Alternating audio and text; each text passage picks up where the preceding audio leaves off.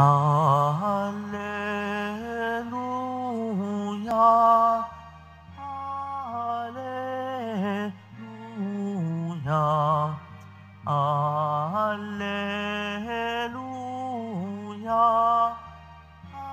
Alleluia.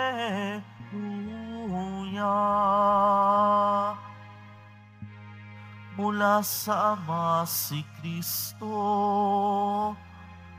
at naparito sa mundo nang sa langit dalhin tayo. Alleluia, Alleluia, Alleluia,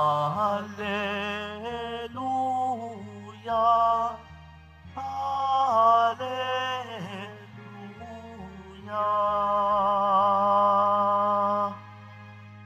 Sumainyo ang Panginoon.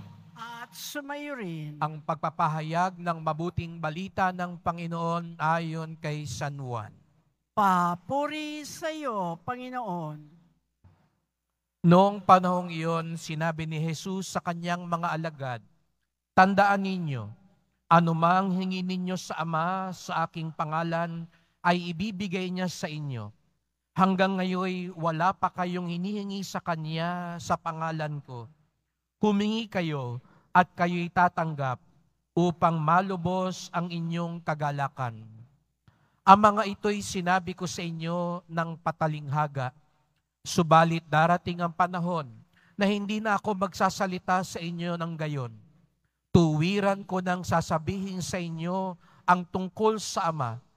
Sa araw na yaoy, hihingi kayo sa Kanya sa aking pangalan. At hindi ko sinasabi sa inyo na dadalangin ako sa Ama para sa inyo, sapagkat iniibig nga kayo ng Ama. Iniibig niya kayo sapagkat ako'y iniibig ninyo at naniniwala kayong nagmula ako sa Diyos. Ako'y mula sa Ama at naparito sa sanlibutan. Ngayon aalis ako sa sanlibutan at babalik sa Ama."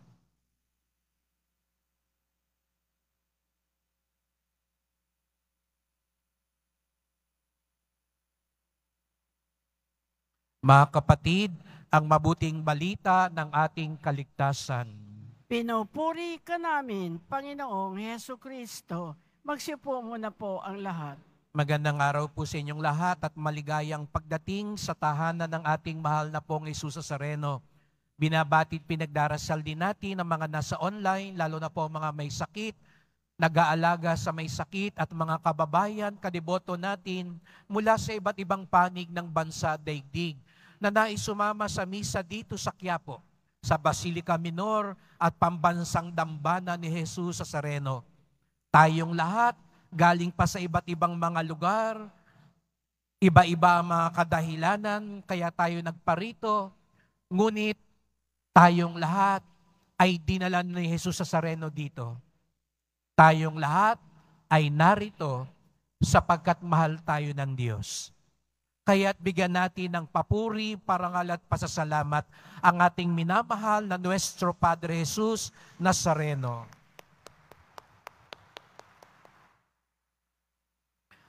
Alam ko tuwing Biyernes ay misa ng mga deboto.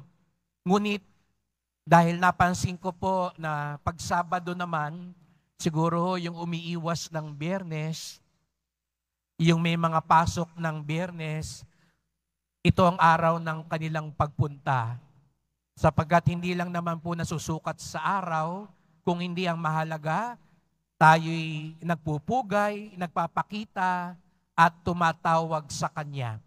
Kaya nga, sabi ko nga, baka balang araw, tawagin naman natin tong misa ng mga peregrino. Kung ang Biyernes ay para sa mga deboto, ito naman po yung lalo na yung mga galing pa sa mga malalayo. Pag bumababa ko pagkatapos ng misa, nagsasabi galing Tarlac, Batangas, Rizal, Pangasinan, at iba pang mga malalayong lugar. At gaya nga ng sabi ko, tayong lahat ay narito sapagkat tinawag niya tayo. Nagdesisyon kayong pumunta, Pero ang desisyon na yan ay ipinagkaloob din niya sa atin. Kaya napakahalaga na sa ating buhay, matuklasan natin ang kalooban ng Diyos. Ang kalooban ni Jesus Nazareno. Bukas po ay kapistahan ng kanyang pag-akyat sa langit. Kaya napansin ninyo nitong mga nakalipas na araw, ang mga pagbasa ay pamamaalam, paghahabilin, dahil babalik na siya sa Ama. Kaya nga, para maibsan ang kalungkutan, ang pangamba ng mga alagad, anong sabi ni Jesus Nazareno? Oo, aalis ako. Pero anuman ang hilingin nyo sa Ama, kahit wala na ako, kung ito'y hihilingin nyo sa pangalan ko, sa pamamagitan ko, ito'y ipagkakaloob sa inyo ng Ama. Anuman ang hilingin ninyo sa Ama, sa pamamagitan ko, sa pangalan ko, ito'y ipagkakaloob niya sa inyo. Ngunit mga kapatid, ano bang ibig sabihin nun? Kaya nga napansin niyo po, lalo na sa misa, kapag tinatapos natin ang dasal, sinasabi ng pari, hinihiling namin ito sa pamamagitan ni Jesucristo, kasama ng Espiritu Santo, magpasawalang hanggan. Sapagat ang dasal natin ay hinihiling natin sa pamamagitan ni Jesucristo. Pero mga kapatid, huwag tayong magkamali. Hindi ito parang formula lang o parang orasyon. Diba minsan, iba sa inyo nagpunta sa Quiapo, maghahanap ng orasyon dyan sa labas. At baka alukin kayo, sabihin niyo, ito yung mabisang dasal. Pag ito ang dinasal mo, minsan nga, mga salitang Latin pa na hindi nyo naiintindihan. Tayo naman minsan humahanga, parang magic kasi ang tunog. No? Pag ang tunog ay banyaga, no? Pag sinabing secula secolorum, no? Christum Dominum Nostrum, tayo naman baka ito na. Baka pag ito yung dinasal natin ng 5 ulit, ibibigay na ng Nazareno. Hindi po ganun ang dasal. Hindi po yun ang ibig sabihin ni Jesus na pag sinabi niyang, sa pangalan ko, pag ganito ang dasal ninyo, tiyak yun. Hindi po to paghahanap lang ng tamang salita. Hindi po ito parang recipe o formula o magic na pag sinabi mong abracadabra, mangyayari yung sinabi mo. Hindi po ganun ang dasal. Kaya nga hindi tayo paramihan ng dasal. Hindi yan madadala sa paulit-ulit lang dasal. Ano yung ibig sabihin na pag sinabi nating magdasal tayo sa ngalan ni Jesus?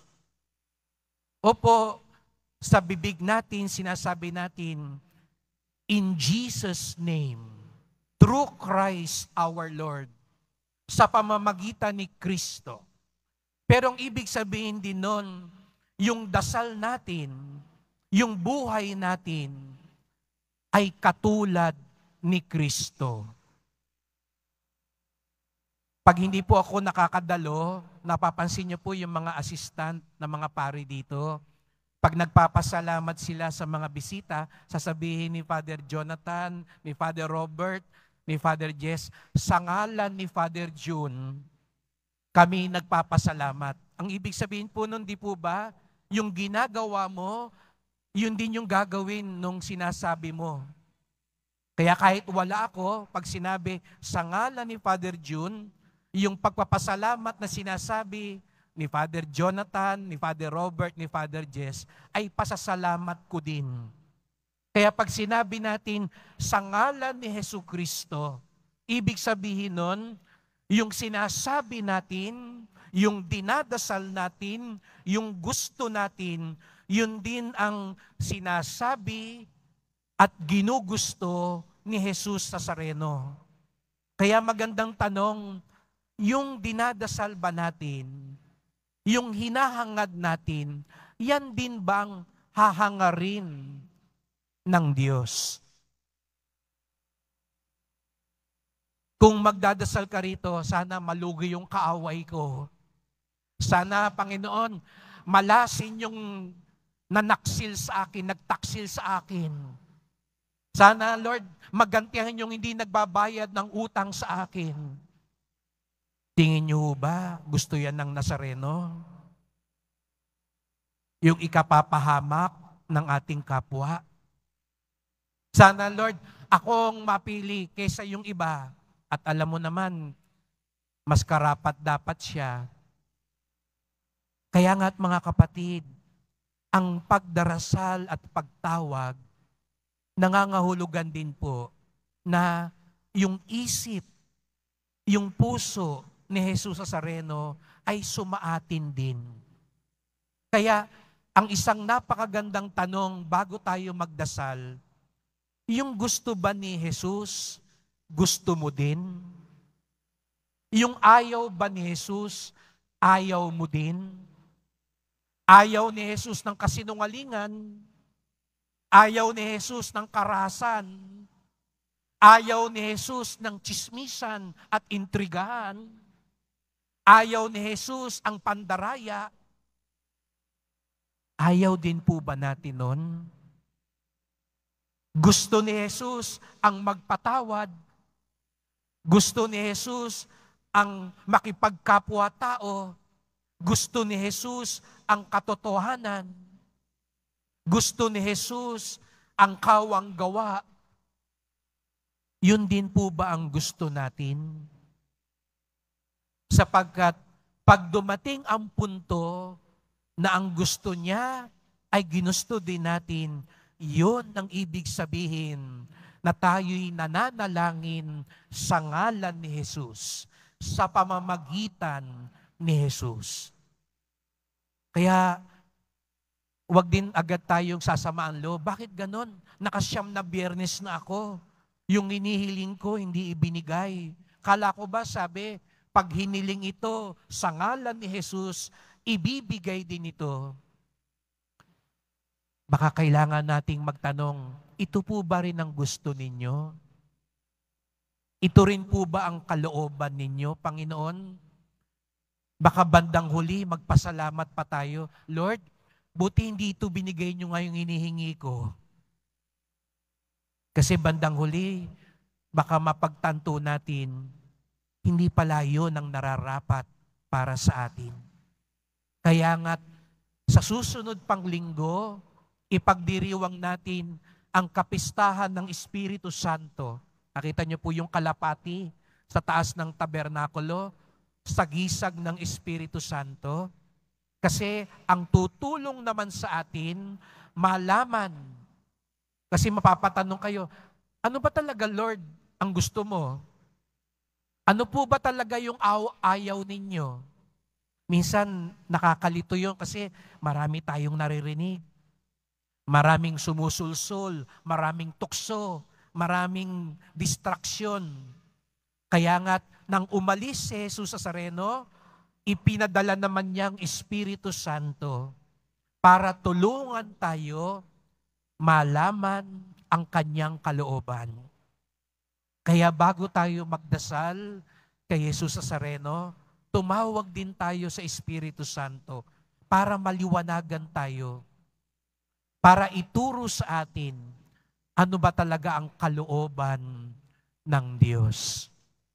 Opo mga kapatid, anuman ang hilingin natin sa pamamagitan ni Jesus Nazareno, sapagkat ito'y kalooban ng Diyos, ito ang pinakamabuti para sa atin, ipagkakaloob niya.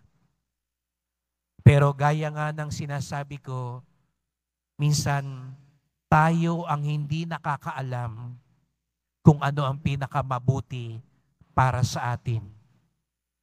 Tayo ang hindi nakakaalam kung ano ba talaga ang kalooban ng Diyos sa atin. Kaya't sa pagpapatuloy ng misang ito, hilingin natin sa mahal na pong Jesus Nazareno isugo ang Espiritu Santo. At nawa maging bukas ang puso at isipan natin. Hindi para igiit ang gusto natin. Hindi para igiit lang ang dinadasal natin. Sa halip, maging bukas tayo upang matuklasan natin at mahiling din natin ang gustong ipagkaloob ng Diyos sa atin. Mahal na pong Hesus Nazareno, tanggapin niyo po ang aming mga dasal. Mahal na pong Hesus Nazareno, tulungan niyo kaming matuklasan ang kalooban ng Ama. Mahal na pong Hesus Nazareno, isugo niyo po ang Espiritu Santo para maliwanagan kami sa buhay.